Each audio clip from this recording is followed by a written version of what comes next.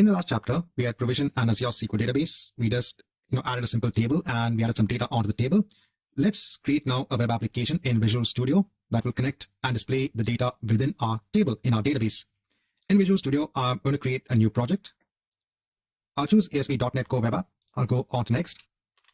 I'll just give a project name, go on to next, again .NET 6, hit on create. The first thing I'll do is to create actually a class that is a representation of the data that we have in our table. In my SQL app, let me go ahead and create a new folder. I'll just name this as models. In this models folder, I'll create now or add a new class. I'll give the name of this class as product. And I'll add the properties for this class that actually maps onto the column names that we have in our table. First is the product ID. This is an integer. I'll have my get and set methods.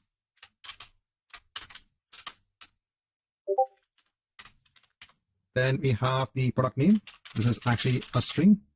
Now I'm just going to hit the tab to accept because automatically Visual Studio is understanding that we want to create a property of product name with the get and set methods.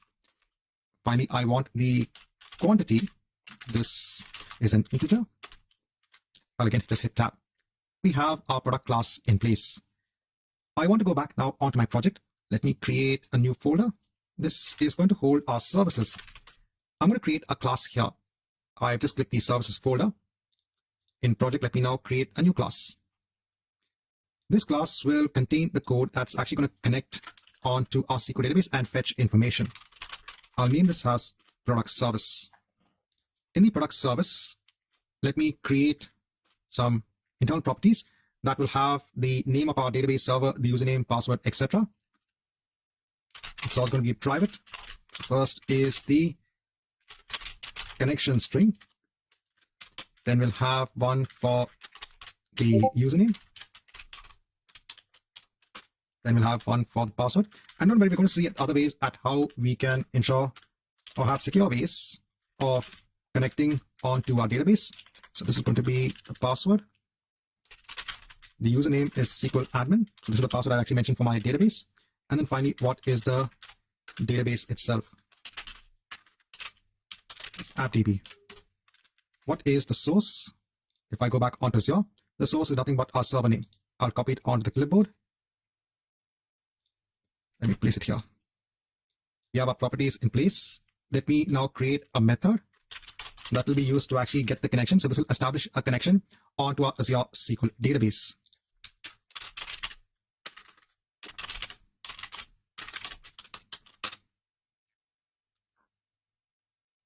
I'm going to use the class of SQL connection string builder. Now we have a red squiggly line because we don't have the package of the necessary libraries of working with a SQL-based database. What I'll do is let me go on to tools. I'll go on to NuGet Package Manager, manage NuGet packages for the solution. I'll go on to browse. Here I'll search for SQL. I'm going to choose system.data.sql client. I'll choose my project, hit on install. This will install the necessary libraries that will allow us to interact from a code perspective onto our SQL database. Now I can use my namespaces. So system.data.sql client. That's what we just installed. Creating now a new instance of this class. And now you can see that the red squiggly line is gone because we have now the necessary package in place.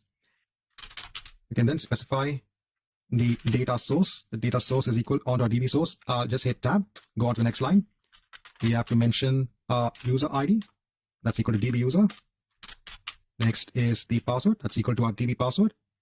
And then our initial catalog that will allow us to connect onto our database. Then I can return a new SQL connection using our builder.connection string. So builder.connection string. We can return this onto our main program. So this will be the type returned by get connection. This will allow us to establish a connection onto the database. I'm now going to have another method. This is going to be used to retrieve a list of products. I'll say get products. This is going to return a list of the type product.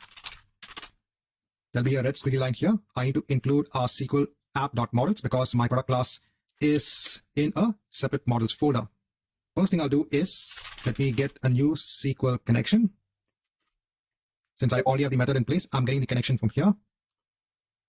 I'll initialize a product list that I'm going to return. I need to get the list of products from my database. This is going to be a new list of product. I'm going to have a statement in place. This is the SQL statement. I'm going to say here to select my product ID, my product name, and my quantity from my product table. So if you just take this, copy this statement, we go on to SQL Server Management Studio. I'll just highlight this and run this. So we need to ensure it's products. Let me go ahead and execute this. So we have the data in place. Let's ensure that we make that change here. This is our statement. Let's now establish a connection. So I can use the open method to open a connection onto the database. Now, in order to do this, let me create an object of the type SQL command. Let me do a new SQL command. I need to give my statement and my connection. So I'll just hit tab and tab. Now I'll use a SQL data reader to start reading my data. So reader is equal to my command dot execute reader. I'll put this in a loop. I'll use this using statement. So using the SQL data reader. And this, let's start reading our data. So while the reader is still able to fetch rows, I'll create a new object of my product. And I'll mention my product ID. I'll actually fetch it from the reader. I need to fetch in 32 because my first column is an integer. Next is my product name. My second one is a string. And finally is a quantity. Again, it's an integer. Once this is done, once I read this, I can add it onto my product list. I can just do tab. Visual Studio has a built-in intelligence to understand what we are trying to do. And finally, once all of this is done, I'll close my connection. And let me return the product list to the calling program. See, here what I'm trying to do is I'm trying to create a central service available in my project. Then another part of my code can actually invoke this service by getting the list of products. Again, first, I'm getting a connection onto my Azure SQL database. I'm first building an empty list of products. I don't have any products in place. I have my SQL statement. I'm opening a connection.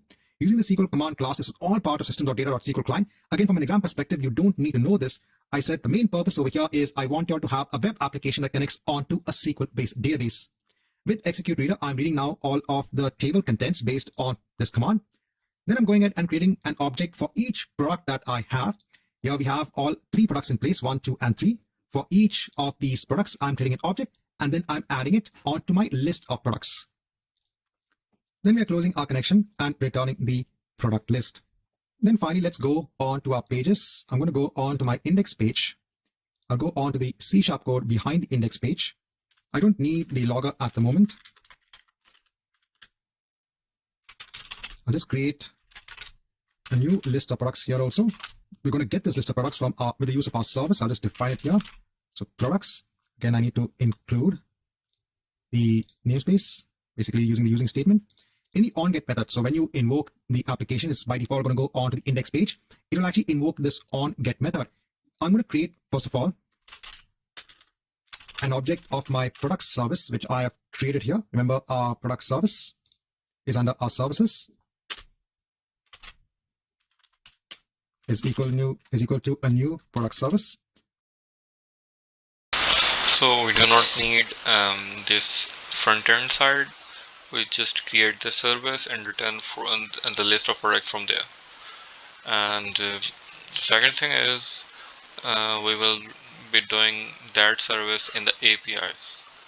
So that is the best practice as far as I can update my project. Yeah. And we can actually write stored procedures to insert the records. So instead of writing the raw queries into the program, we can call the stored procedures. I will share that later. How to call the stored procedure. I think you know about how to call a stored procedure, but I will share resources to. I can hover over this and use that namespace as well again, using SQL app.services. Then I can call my product service that I have, product service dot get products, because I have the method in place to return all the products that is available as a table in my SQL database. Now that I have this products in place as part of my model, I can go on to my main page now. That is my index page. This is the HTML part. I'll say this is a list of products. And here now, instead of actually me typing code, let me just paste in code for displaying a table on my index page. I'm also making use of Bootstrap here. By default, when you have this template, or when you create a template for the default ASP.NET web app, you have Bootstrap also available. Here, I said I'm just creating a table. In the header table, I'm saying I want to display the product ID, the product name, and the quantity. In the body, with the use of @ we can embed C# code here. I'm saying now for each product that I have in model.products, since now I have my products available here, I can get the products that I've actually fetched for my service with the use of my service available in this page itself. Then I'm displaying the product ID, the product name, and the quantity. Let me go ahead and save everything. Let me go ahead and now run this. And now you can see you are getting a list of products. It's actually getting all of this product information from your Azure SQL database.